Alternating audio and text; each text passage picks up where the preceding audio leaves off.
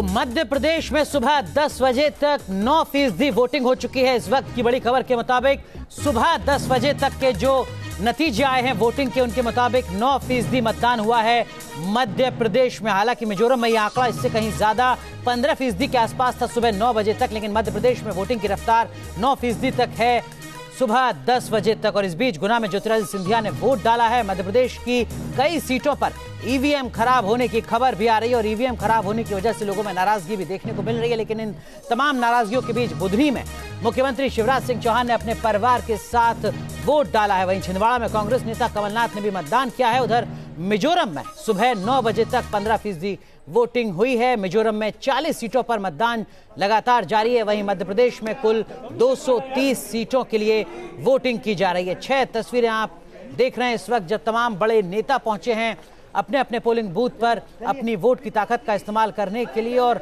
लोग भी पहुंच रहे हैं, मतदाता भी पहुंच रहे हैं बड़ी संख्या में। शिवराज सिंह चौहान, पत्नी साधना सिंह, नरेंद्र सिंह तोमर, यशोधरा राजे सिंधिया, कमलनाथ, तमाम लोग पहुंचे हैं अपनी अपनी वोट का इस्तेमाल करने अपने पोलिंग स्टेशन पर। लेकिन इन सब के बीच जो खबर आ रही है वो कुछ मुश्किलें बढ़ाए शायद सियासी लिहाज से, क्योंकि 70 जगहों पर ईवीएम मशीन के खराब होने की खबर आ रही है और इसके चलते पोलिंग में भी देरी हो रही है। 1 घंटे के अंदर ईवीएम मशीन बदली गई है, इस तरीके के दावे किए जा रहे हैं प्रशासन के स्तर पर। लेकिन राघोगढ़ में 11 मशीन बदली गई हैं, गुना में 17 मशीनें बदली गई हैं और ग्वालियर में 4 मशीनों को बदला गया है चुनाव आयोग के द्वारा। और इसी के चलते जो नाराजगी है वो भी देखने को मिल रही है। उम्मीदवार धरना प्रदर्शन कर रहे हैं। खास मेहमान हमारे साथ लगातार बने हुए हैं।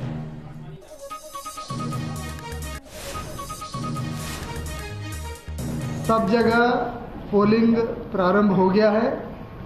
कुछ जगह पर अभी मेरे पास 70 जगह का खबर है कि जहां पर मशीन खराब होने के कारण वहां पर पोलिंग शुरू नहीं हो पाई 8 बजे से, लेकिन आधा घंटे से लेकर 1 घंटे के समय के अंतराल में मशीन बदला गया।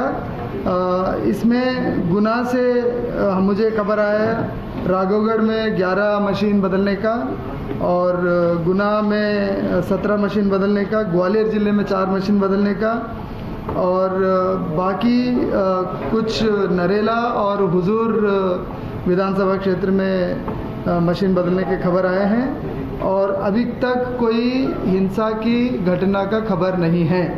सब जगह शांति है। बहुत लंबे लंबे क्यू लगे हुए हैं। लोग बहुत जल्दी इस बार वोट डालने आए हैं। चलिए, तो सब कुछ सामान्य है, ये दावा मुख्य निर्वाचन अधिकारी कर रहे हैं। इनके सिंह साहब 65,000 पोलिंग स्टेशन है और अगर 70 में कुछ समस्या आ रही है, ईवीएम में 70 में, तो क्या मान लिया जाए सब कुछ सामान्य, शुरुआती दिक्कतें हैं? देखिए, पोलिंग स्टेशन नहीं, पोलिंग बूथ्स हैं 65,000 और हर बूथ पे 1 मशीन अप्लाई करती है। तो अगर आप देखें तो कोई बहुत ज़्यादा नहीं माना जाएगा, लेकिन इशू ये नहीं है। इशू ये है कि ये फुल प्रूफ होना चाहिए, ये 100% ठीक होना चाहिए। अगर 0.001% भी है इसमें खराबी तो ये बहुत वैलिड नहीं माना जाता, क्योंकि आज आप 5 करोड़ का वोटरों का करा रहे हैं, कल आपको 80 करोड़ वोटरों का कराना है जब लोकसभा चुनाव आएगा। अगर ये स्थिति रहेगी तो इलेक्शन कमीशन की मशीनरी पे, एफिशिएंसी पे शक जरूर जाता है कि आप कर क्या रहे हैं कि ये 70 जगह मशीनें खराब हैं। तो एक शक होता है और अननेसेसरी आप शक को जन्म देते हैं। हम ये मान सकते हैं कोई डिजाइन नहीं है, लेकिन फिर भी ये नहीं होना चाहिए। ये फुल प्रूफ 100% होना चाहिए। विनोद जी, आपने सुना कुछ देर पहले शिवराज सिंह चौहान को, वो कह रहे थे देखिए साहब, मैं तो अपने विधानसभा क्षेत्र में प्रचार के लिए भी नहीं आया था, रात में पहुंचा हूं, सब कुछ सामान्य है। दूसरी तरफ ये भी कहा उन्होंने कि 158 उन्होंने चुनावी रैलियां की पूरे मध्य प्रदेश में। क्या बीजेपी के लिए ये चुनाव, ये मतदान वाकई सामान्य है? नहीं, हर मुख्यमंत्री, हर नेता ये दावा करता है कि सामान्य है, उसको कोई तनाव नहीं है और वो जीत रहे हैं। कमलनाथ जी भी यही कह रहे थे। मुझे याद है कि डॉक्टर लोहिया जब लड़े थे नेहरू जी के खिलाफ चुनाव, तो नेहरू जी ने घोषणा की थी कि मैं जाऊंगा नहीं। अब बाद में 4 दिन जाके उनको वहाँ कैंप करना पड़ा था। तो यहाँ भी जो खबरें हैं कि बुधनी में अरुण यादव अच्छा चुनाव लड़े हैं। मैं ये नहीं कह रहा हूँ कि वो कोई चुनाव परिणाम को क्या बदलेंगे, ये तो 11 तारीख को पता लगेगा।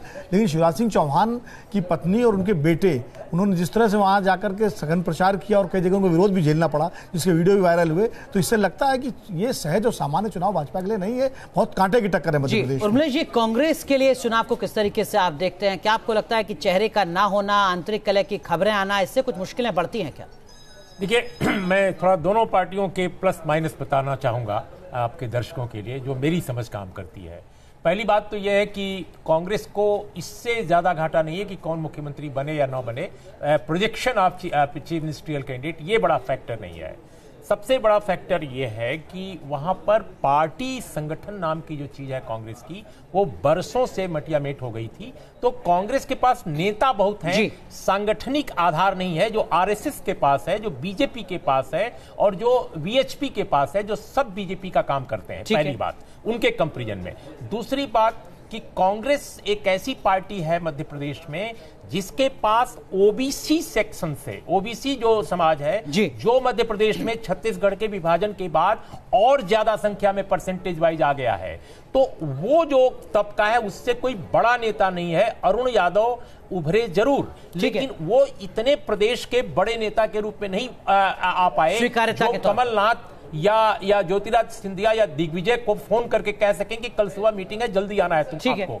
तीसरी बात, जो भारतीय जनता पार्टी है उसकी सबसे बड़ी जो मुश्किल है वो भी मैं बता दूं, वो ये है, जो मेरे को लगता है कि ये इतने साल की एंटी इनकम्बेंसी को, इनके पास कोई पॉजिटिव एजेंडा नहीं है जिससे वो काउंटर कर सकें एंटी इनकम्बेंसी को। सेकंड, कि शहरों में लोग नाराज हैं SC/ST एक्ट से लेकर तमाम चीजों को लेकर, और गांव में लोग नाराज हैं क्योंकि सब किसान ज्यादा हैं। किसानों की नाराजगी जितना इस बार मध्य प्रदेश में देखने को मिल रही है और छत्तीसगढ़ में देखने को मिली, मैं नहीं समझता कि किसान के आक्रोश को भारतीय जनता पार्टी किसी भी अपने मंदिर मस्जिद ये वो किसी से भी काउंटर कर सकी है। ये इस चुनाव का सबसे तो कांग्रेस की अपनी मुश्किलें हैं और बीजेपी की अपनी मुश्किलें, लेकिन राजेश बादल जी, इन सब के बीच राजनीतिक दलों में जो परिवारवाद देखने को मिला है उम्मीदवार के तौर पर, क्या वाकई मतदाताओं के जहन में ये कोई मुद्दा है? बिल्कुल नहीं अनुराग, मतदाताओं के मन में अब परिवारवाद, वंशवाद इस तरह का कोई मुद्दा नहीं रहा। उसका कारण है, और उसी का नतीजा हम देखते हैं कि भारतीय जनता पार्टी में भी कई पीढ़ियां लगातार एक परिवार की राजनीतिक दलों में हैं, चुनाव लड़ती हैं। एक ही परिवार से 2-2, 3-3, 4-4 लोग हैं, उनके बच्चे भी आते हैं। आप कांग्रेस इस बार भी आए हैं, इस बार आप देखिए कि अब चलिए हम अगर मान लें कि सिंधिया राजघराना मान लीजिए, तो सिंधिया राजघराने में भी आप देखें कि 3-4 सदस्य जितने हैं उनकी तीसरी पीढ़ी तक आ रही है। सत्यव्रत चतुर्वेदी अपने बेटे और भाई को लेके आए हैं, कांतिलाल भूरिया अपने एक भांजी को और अपने बेटे को लेकर के आए हैं। तो कई ऐसे हैं, कैलाश विजयवर्गीय अपने बेटे को लेकर के आए हैं, बाबूलाल गौर अपनी बहू को लेकर के आए हैं, दिग्विजय सिंह अपनी भाई के बेटे को और अपने बेटे को भी लेके आए हैं, भाई भी उनके चुनाव हैं। तो ये वंशवाद, लेकिन लोगों के दिलों में अब परिवारवाद एक कोई बहुत बड़ा इशू नहीं रहा, मेरा ऐसा मानना है। ठीक है, और एनके सिंह जी, इसकी वजह?